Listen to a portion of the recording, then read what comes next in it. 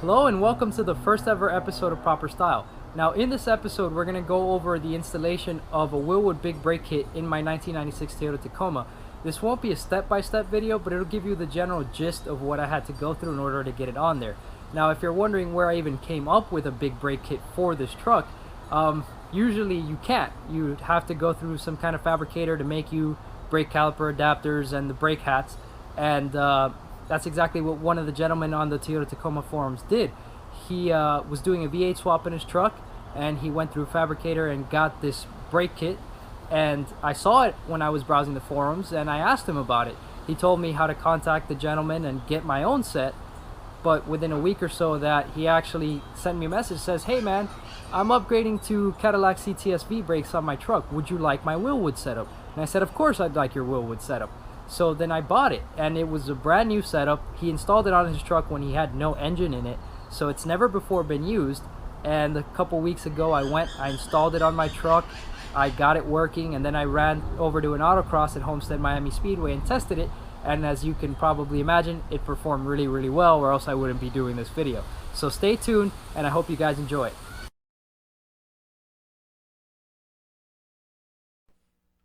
The kit itself is actually pretty simple. There's 12-inch outer diameter rotors, and they're two-piece rotors. Then there's a couple of brake caliper adapters which have been machined from aluminum, a pair of Wilwood Dynalite calipers, some Hawk HPS brake pads, and I had to order my own brake lines, which are Aeroquip stainless steel braided lines. Order business before we even get onto the major install for our brake upgrade is actually to assemble a couple things to the calipers. Now, Wilwood is using 1/8 inch MPT threads in order to provide the fluid into the caliper, and in order to really use that in my braking system, which normally uses a banjo bolt, what I'm doing is I have a fitting, has 1/8 inch MPT to -3 AN, then I have a brake line that's 3 AN to 3 AN, and I have yet another fitting that's 3 AN to 10 millimeter by 1.4, which is going to attach to my factory Toyota hardlines. Alright, so one thing I'm going to do is I'm just going to go ahead on MPT, put some Teflon paste on here. Some people online will argue that you shouldn't use Teflon in a braking system, blah blah blah. When you use an MPT fitting, you are supposed to use Teflon. That's just, it is what it is. So I'm going to go ahead and do it, and of course I do know that the Teflon is not what makes the seal, it's the thread and the taper, but you're supposed to use Teflon. I'm going to go ahead and use Teflon. Other people have done it without any ill effects, so that's what's going to happen. Other than that, just another thing you guys probably should know, this did not come with bolts, the caliper adapter. I'm guessing this side is going to use my factory caliper mounting bolts, and then on this end you're going to need 3/8-24. Those are fine thread bolts, and of course use grade 8. It's better safe than sorry. So that being said, let's do some Teflon.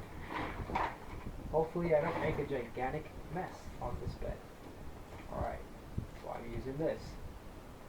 And let's open it up. Okay, by the way, you're also going to need a 7/16 wrench to turn this fitting into the caliper. Of course, you don't want to over torque that because this is an aluminum caliper, and if you get too excited with the tightening, you could strip the bolts and then you're going to be pretty screwed. This is a very expensive paperweight if you do that, so don't do it. Alright. Bust open this paste. I hate Teflon paste for the reason that if it gets on anything, it's almost impossible to get out. So, you know, you might not want to do it on a bed like I am. I'm just going to be extra careful. I would do it in the garage, but it is so hot outside right now that I'm not particularly excited at the thought of being out there. Alright, so there's some paste. And we're not going to go crazy with it. We're just going to take a brush and we're going to put some toward the top threads of our MPT. People generally say to not get it on the first couple threads, so I'm going to try and be careful not to do that. Of course, the part I've covered already probably won't even thread into the junction, but whatever. Let's just be thorough.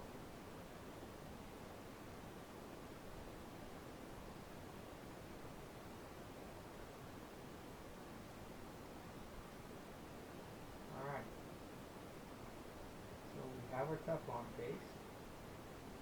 Now, move this to the side. Let's put that into our brake caliper. One thing is, this is like this. This means this is the left side brake caliper. And I'm not sure what angle I want these to be at. Pretty sure I don't want them up because then the line will have to curve up to connect to them, and you don't want to create unnecessary high points in the system that are going to be higher than the bleed screw. So I'm going to try to get it kind of sideways, or maybe down even. Alright, so let's get that in there. The NPT threads you can actually turn backward first to help you engage, and then turn clockwise. It's a trick I learned from my good friend Hyro.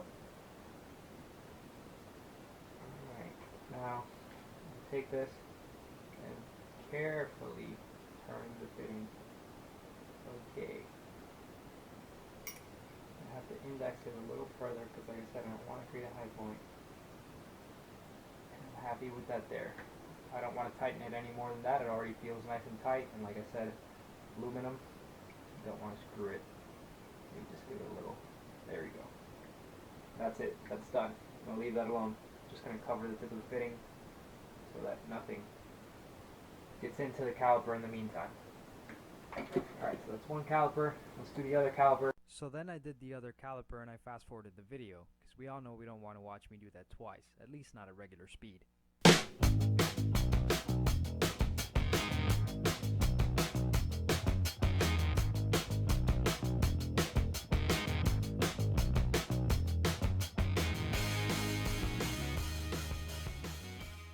Looking at these two-piece rotors, it would seem that the shop that did the powder coating on these guys went ahead and stripped the powder coat, apparently because the powder coat was recalled. So what I'm going to end up having to do is to just give these some light scuffing. I mean, they are already pitted on the surface because you sandblast prior to powder coating, but I see some sort of rust maybe forming on the surface, so I'm going to go ahead and polish that off, and then I'm going to hit these up with some high temperature paint, which I'll allow to cure, and then I'll assemble my two-piece rotors. Usually you would go ahead and safety wire this. Lately the manufacturer has shipped a separate set of bolts that don't include holes for safety wire, and they're saying that it is okay to simply use red Loctite 271. Personally, I'm not sure how safe that is versus safety wiring, but what I'm going to do is I'm going to go ahead and follow their directions, and if I find by checking over time that they're coming loose, then I'm going to go ahead and either drill the bolt heads or buy bolts that are already drilled and run safety wire. So I'm here with some steel wool, my brake hats. I'm just going to give these a quick polish, get any kind of surface rust off of them.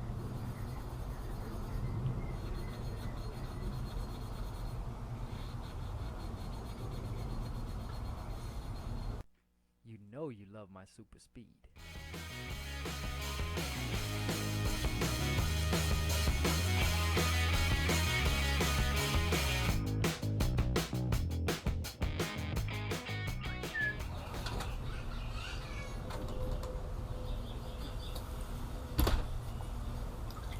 Alright, so my brake rotor hats are ready to be painted. When you're going to be spraying paint, you should use a respirator, which is approved for the type of fumes that you're using. I know you've probably seen a ton of videos where guys are painting stuff and they're either not wearing a mask or they're wearing some kind of dust mask, which is really useless for this application. You need to have something that's like NIOSH approved, who's properly rated for the type of fume that you're up against. So leave it up to you guys to do the research on that, but before you deal with any kind of fumes, figure out what the proper safety procedures are and what the personal protective equipment you need are or is.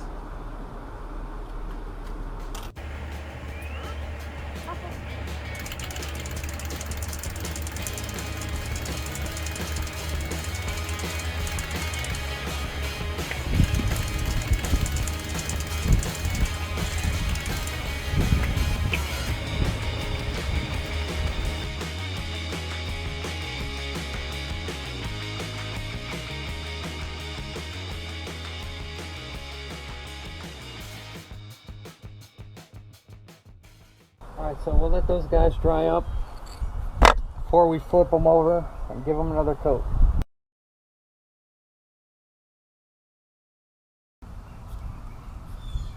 Alright, now one of the sorry things about working on a brake job for Tacoma is that instead of having some nice loose floating rotors you can just slap on, Toyota in all their wisdom decided to use these fixed rotors that are bolted to the hubs. So we're going to have to jack up the truck, we're going to have to take the hubs out, and here's how we do that. Start off by loosening the lugs. I already loosened them on the other side.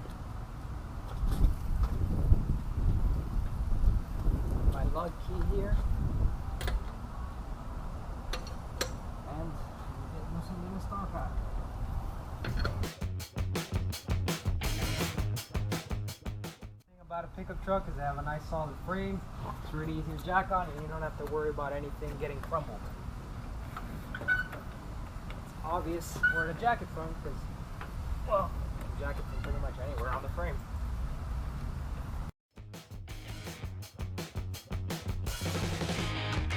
Same thing on the other side.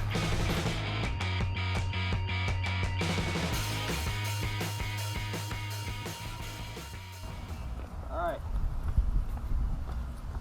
Got some wrenches. Now, some of these bolts, the braking system, are going to be hard to take out. It's pretty typical. They seize in there, you know, heat and whatnot, rust. So you can use a breaker bar for some of them, and in the cases where we can't, we might use a slightly different technique.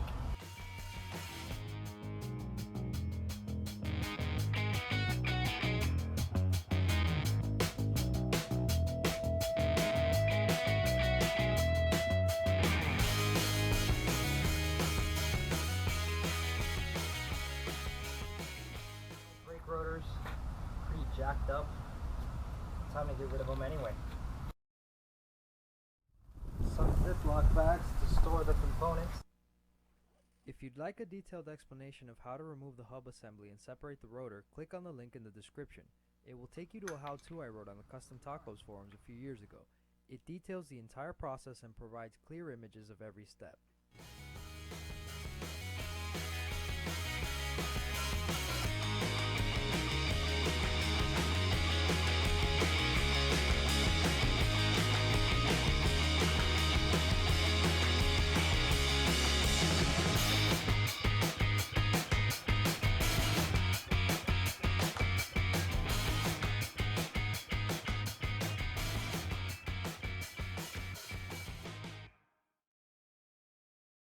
Now it's time to assemble our rotor hats to our rotors, and then our rotors to our hubs.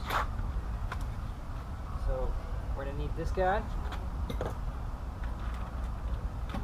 to need our rotors, of course. What else will we need?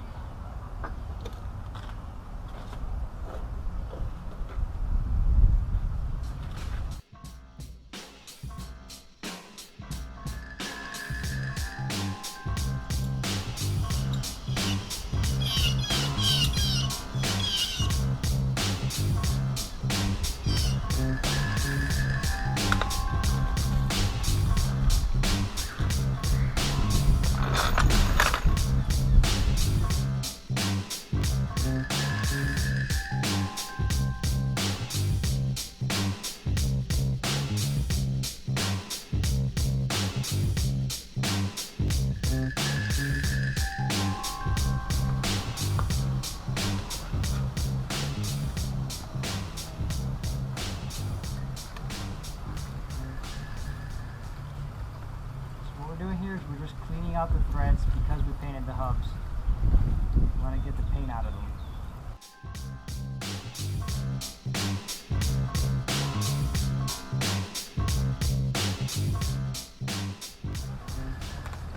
Wind in Miami. Only happens when it's an annoyance.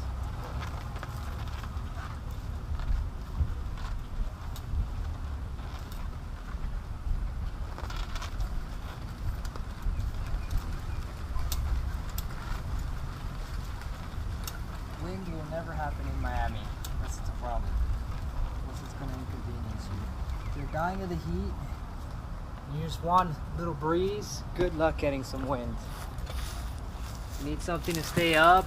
You're trying to spray paint. Get ready for the thunderstorm. The tornado getting ready. Let's do the other one.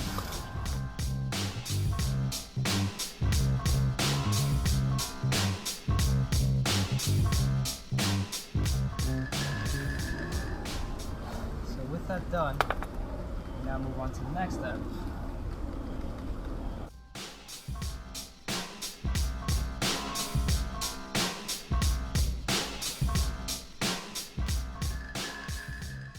Put Loctite on these guys, and we're also going to torque them down 21 to 25 foot-pounds.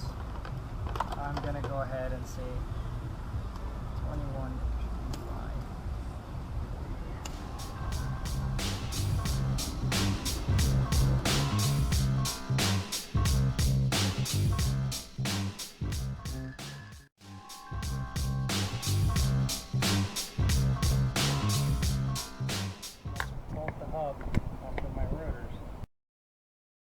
Unfortunately, my primary camera ran out of battery, leading me to depend on my secondary camera, which doesn't have a viewfinder or a screen. As a result, the process of me bolting the hat to the rotor was cut off. The same goes for bolting the rotor to the hub.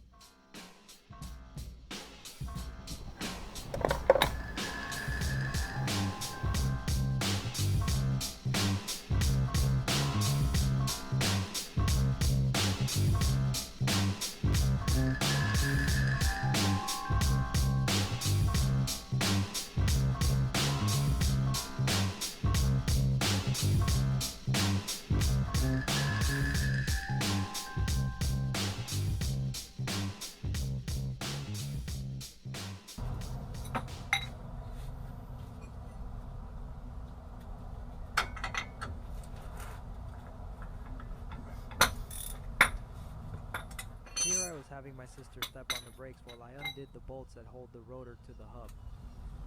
Alright, let me see something. Can I go? No. 3, 4. Okay, you can go, I'm done. Thank you.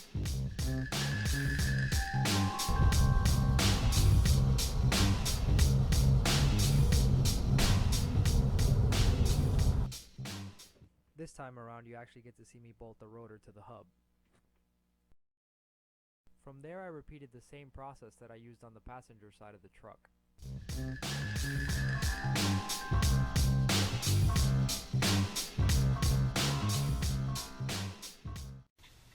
Alright, so day 2 of our install. It's time to do brake lines. Let's get this done. Start joining the brakes.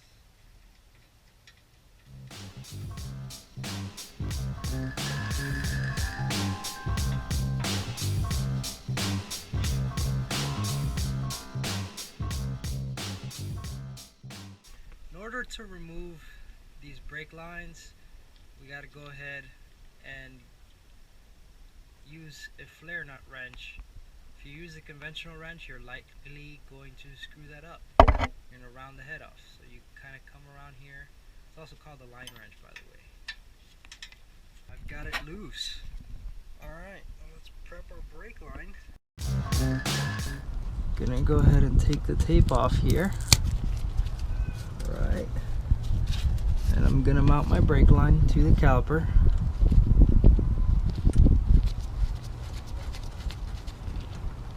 Kind of want this that way, huh? Alright, that's that. It's not as tight as it needs to be, but I don't need it fully tightened just yet. Factory brake line kind of runs along this way. Not gonna be possible to get this exactly right, but oh well. One of the major mistakes here is my brake line is kind of long. I should have gone with a shorter line. I mean, it'll work, but I'm just gonna have to route it in such a way that it's not getting caught up or snagged on anything. Now let me attack that there before I get any more brake fluid leaking out of it.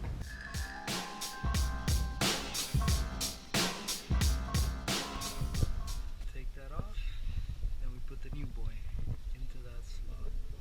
So obviously 22-inch brake line, way too long. Don't get a 22-inch brake line, get something shorter. But anyhow, let's just get this sucker done.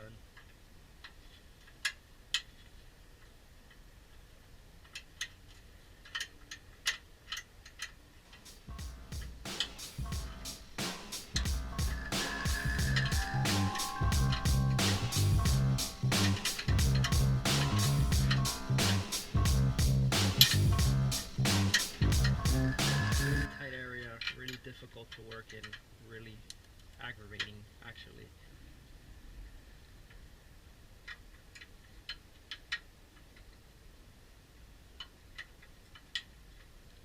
Stay tuned for the next episode where I'll be bleeding my brakes and then heading to an autocross in order to test them out.